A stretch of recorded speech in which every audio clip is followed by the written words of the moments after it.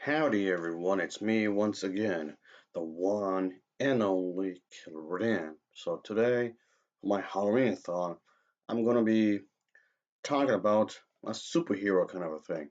I mean, it was technically more of a, it's kind of based upon on a what if kind of a thing, but whatever. So I'm reviewing a TV series, well, a mini TV series.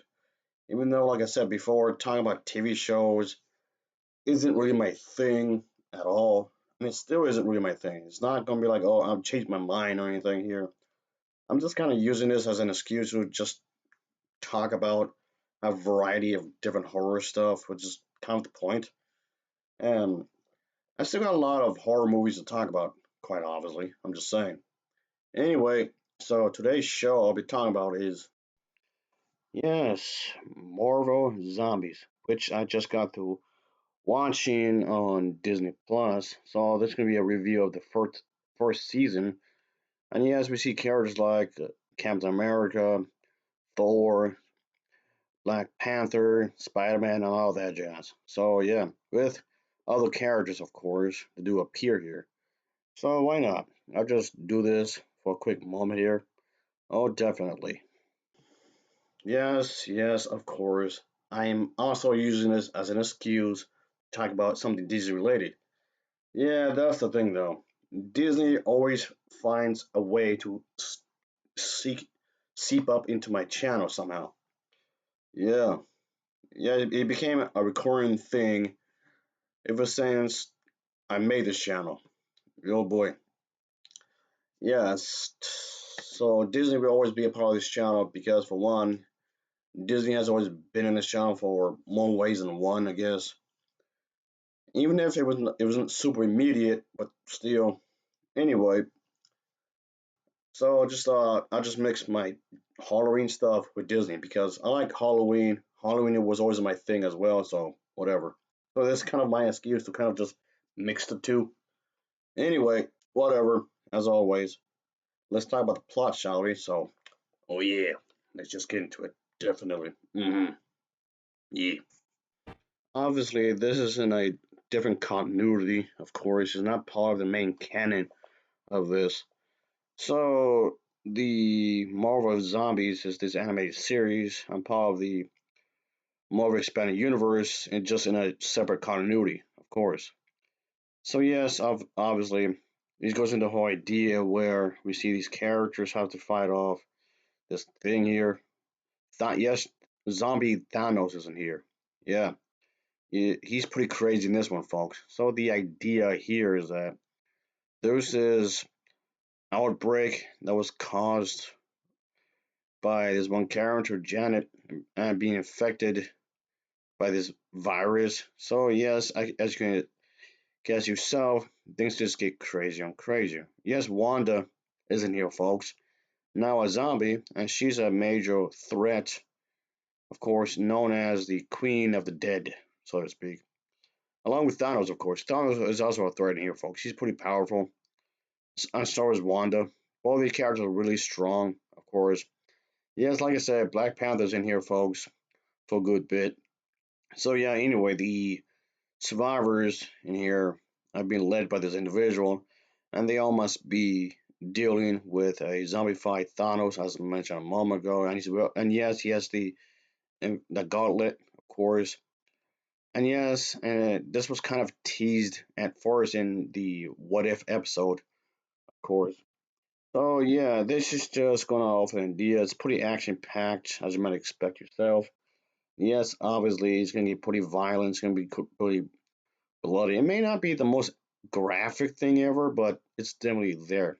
Just so you know. That's okay. Like I said, it's not the bloodiest, goriest thing ever, but the blood and gore is there. It's not extremely graphic by any means, but it's not like Saw levels of gore. Okay, it's not. It doesn't reach that. Violent, dark, yes, but still. At the same time, I would not recommend this to a little kid. Let's say under the age of 14. Okay, maybe if you're 13, 14, I guess you could probably handle it. But anybody younger than that, I wouldn't recommend it. But anyway, it gets pretty crazy. And yes, obviously, there's going to be plenty of action. The story does explore the survivors trying to do their best to survive, of course. Yes, obviously there's gonna be plenty of fight scenes, which is pretty typical when it comes to these types of stories. It's a superhero comic book thing, so of course there's plenty of action and whatnot. Of course, that's gonna be there, obviously. It comes with the territory. It's part of what this kind of thing is about. And of course, that's gonna be a part of it. No surprising here, quite clearly. But anyway, it's expected. That's what I'm saying. It's expected for this kind of thing to occur, and that's fine. The pacing for each episode is pretty good. They're roughly what 30 minutes each. There's not a lot of episodes, not really, but like I said, it's a mini series. But still, I thought this was definitely a good addition for the MCU. Again, even if it's not part of the main canon, it's still a pretty good thing to explore various characters and whatnot. And the people behind this, whether it's Marvel and Disney, they're teaming up anyway. They have to keep the momentum going anyway, in some kind of capacity, of course. And yes, having a TV show is a pretty solid way to do this kind of a thing, folks, and whatnot. So yes, obviously, I have to talk about this because I spoke about the MCU in various ways too. Of course, I've talked about their animation before, so this is not the first time I did this.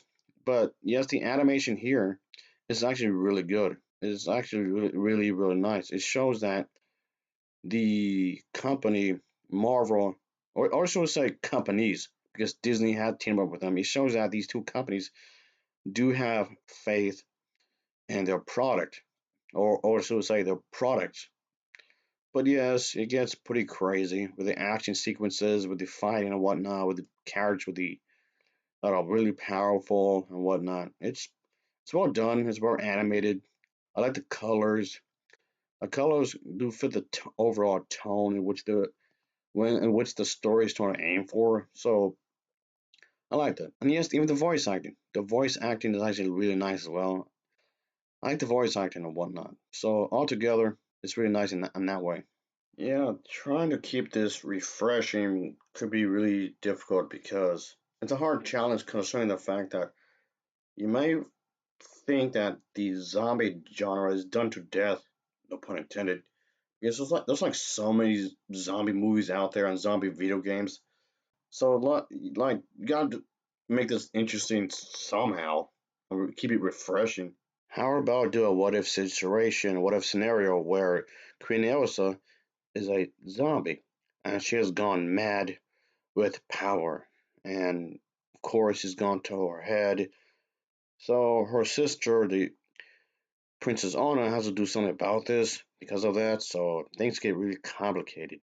Or you can do one where a what if scenario where he's a vampire. Oh yeah, you can do lots of stuff with that. What? It's better than Disney remaking everything. Ugh. At least this will come off more original.